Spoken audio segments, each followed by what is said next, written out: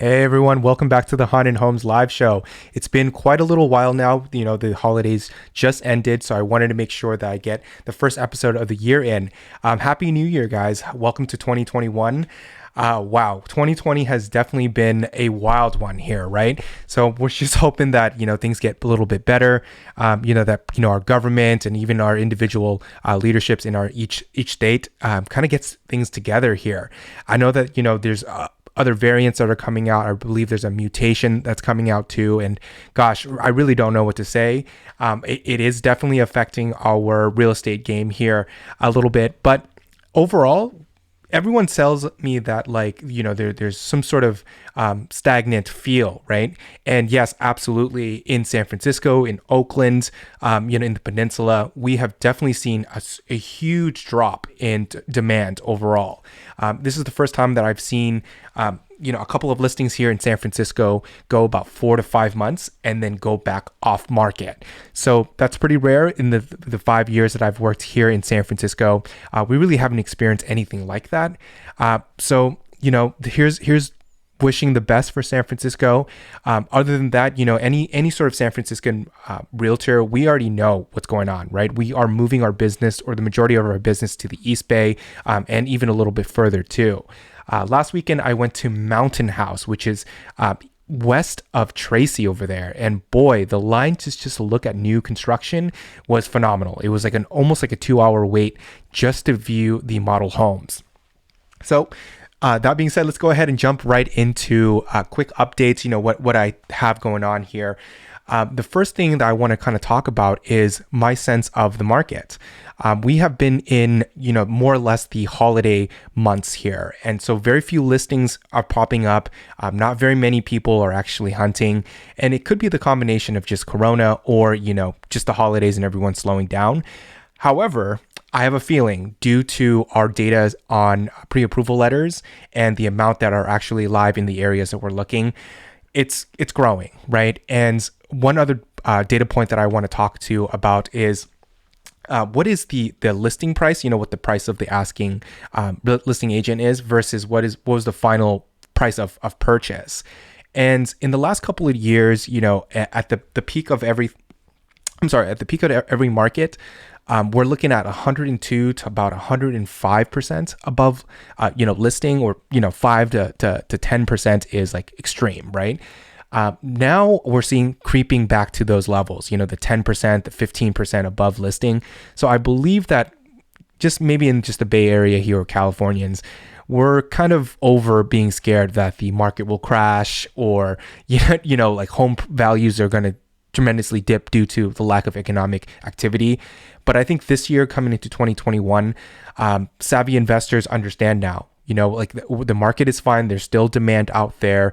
And, we just can't be stuck in the San Francisco, Oakland Peninsula area anymore. The majority of folks who have, pre-approvals for $1 million last year looking in the peninsula, they're willing, due to, work from home extending a little bit longer than normal, they're okay with going to Concord, Dublin, Castro Valley, anywhere in those pockets, because your $1 million that you used to look at and say, gosh, I hope I can get this 2-bedroom. You can get a nice SFR. You can get a really, really new construction condo, which is what a lot of my clients are doing right now. So I don't know if that's going to burst anybody's bubbles, but yeah, Concord, Dublin, it's hot, right? And so I want to kind of swing into a couple of topics that I have lined up here. I want to go ahead and switch it over for you guys. Okay, so quick update. I have been working in Orange County for the last couple of weeks now. Unfortunately, one of my clients caught Corona, and it was really sad, right? And I was like, man, that's just so close to home. And thankfully, he caught it. He told me ahead of time, so we didn't meet up. We didn't do tours. And we stayed safe there, but it was really unfortunate, right? But right before then, right, we found a property that we really liked. It was in the Santa Ana, Costa Mesa area of Orange County, which is right now probably the hottest spots for any demographic under 40. If you see the previous purchasing historic like data, a lot of folks are making $100,000 or more, and they're under 40 years old, moving to the Costa Mesa and certain parts of Santa Ana that are more or less a little bit more developed and ready to go for that, the next wave of gentrifications. To be completely honest with you guys here, but yeah, so. My client found it. Unfortunately, I was still here in San Francisco, and so we set up a quick little showing with the listing agent. Now, the listing agent was fantastic. He was a really nice guy, and we were about to write an offer on it, right? It looked beautiful. The pricing was right. The construction was really good. However, just because we're San Franciscans and we usually deal with Victorian homes with that are like 100 plus years old, I went into like the investigative mode, right? They didn't have, of course, they didn't have any sort of home inspections, right? It's Orange County, no roof, no termite, nothing like that. And so we kind of had to dig in, and this is where I think it's separate. Like this is where I can actually separate like a Redfin agent or a non-performing agent versus us. So due to the fact that we didn't see any sort of reports, nothing like that, I kind of wanted to get to know the listing agent. And as I was speaking with him and getting an understanding of what he feels, he kind of slipped up, right? And he said like, hey, there's one little thing with the city, and it's an ongoing thing, and blah blah blah. So when people say that, when listing agents like speak of a certain topic, then they're kind of unclear. They're hiding something, or maybe they don't know a lot about the subject. They're just going in, hopefully they sell the product, and then, they're gone.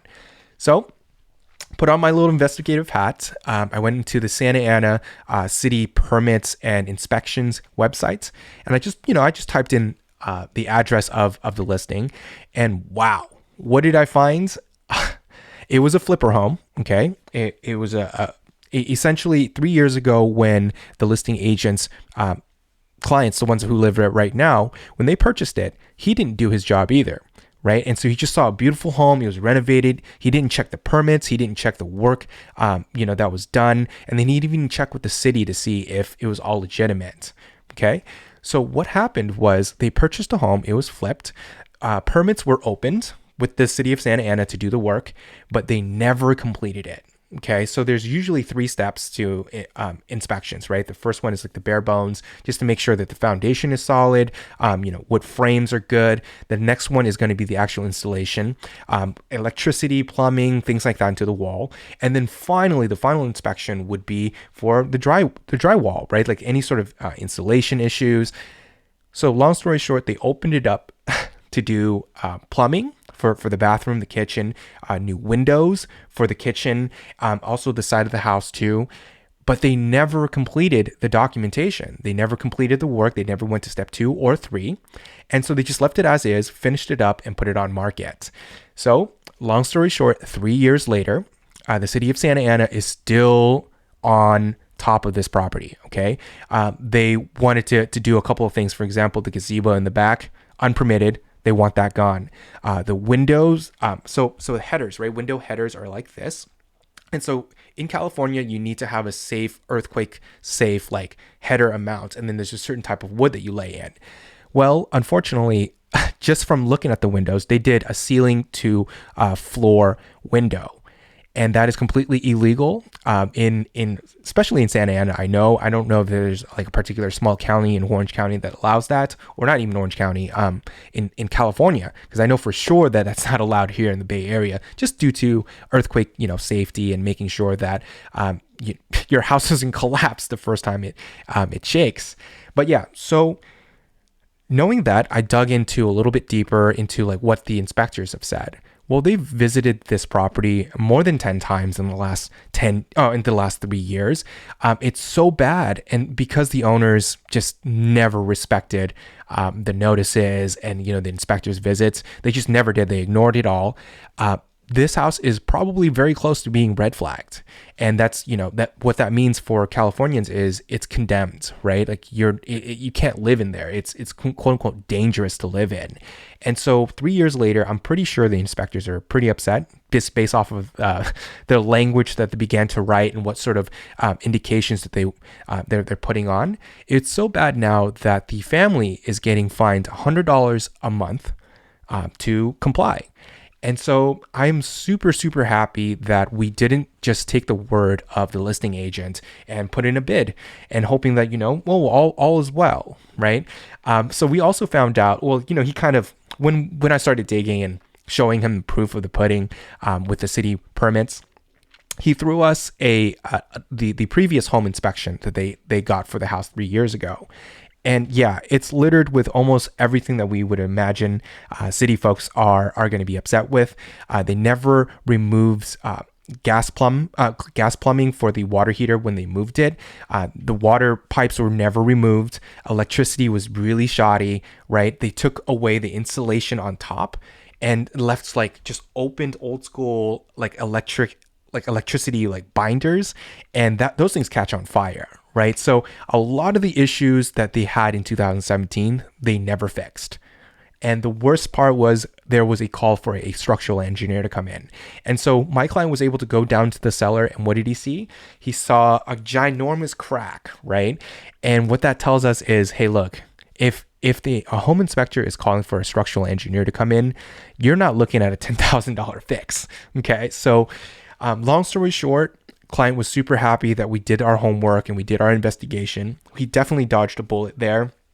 And I believe that just that's a part of my job here. If I were to be okay with that and, put my clients in there, I don't think I would be able to kind of look them in the eye again, right? Like we didn't do our due diligence on our side. But hey, that's what it is. That's Orange County for you.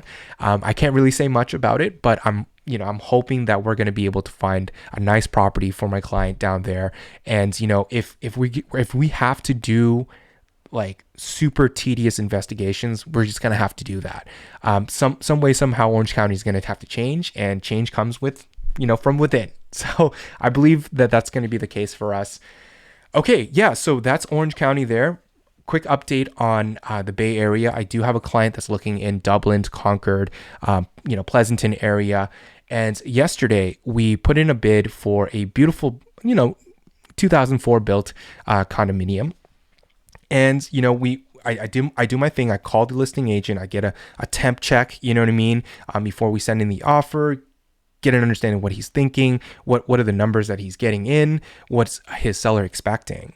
And so long story short, we looked pretty good. We went up about 5% above listing at 105% there. We went no contingencies at all, just super clean, 25-day close. Everything's beautiful. So unfortunately, this morning I got a call and he's like, hey, Han, you guys did a fantastic job. I really like how you guys prepared, the offer package. We signed off all sellers' disclosures. Everything is proper and done. However, at the last hour, we got sent an all cash offer. And so, it kind of hurts sometimes when, you do everything right. And I think it was like, oh my gosh, it's a Star Trek quote, but it says, sometimes you do everything right and, you still fail. It's not fair. It's life, right? And so I kind of took that to heart this time around, because we were literally like at 5 p.m. I gave him a call and I said, hey, what are their chances? What is it looking like? And the all cash offer came in about 15 minutes after I talked to him. So that it is what it is. We're going to have to move on from there. But I'll let you know right now that I think as the year progresses, the Dublin Pleasanton area is going to be hot fire. So if you guys are looking there right now, be prepared. Tell your tell your agents that you need to go ham on it. Whatever price that they're listing at you, you're going to have to look at maybe 5 to 10% above that. And that's just like I guess a tip from having to be in the market there. Okay, well, it's kind of funny that I always talk about just really traumatic like cash offers, because it does happen quite often here in the Bay Area.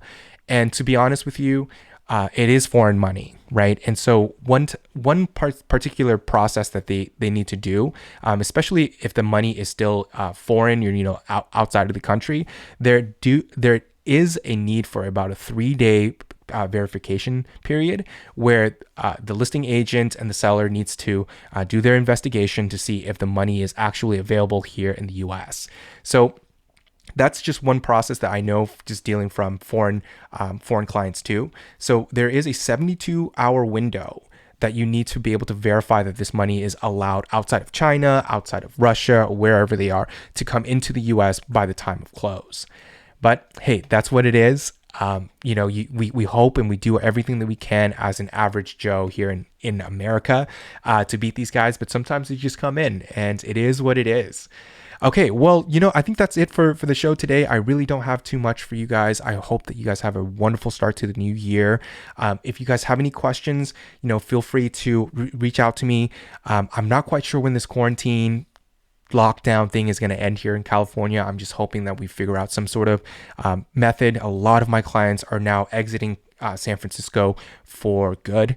And if you do have some time, I do recommend however you feel, drive downtown in San Francisco right now.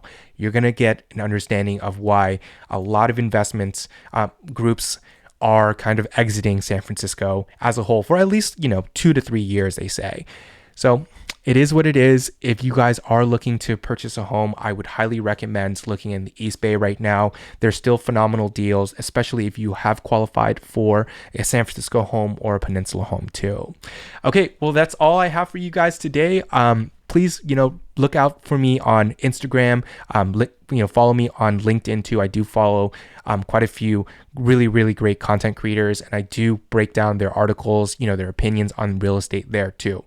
If you can, follow me on Instagram. I'm trying to kind of build a little bit more of a following up there, especially if you're out of state and not in California too. Okay, well, great guys. Have a great rest of your day. Hopefully we do connect soon. I am going to be back here in San Francisco, so it'll be a fantastic time if we do get to meet up and maybe talk a little bit more about real estate for the Bay folks. All right, guys, take care now. Peace. Perfect.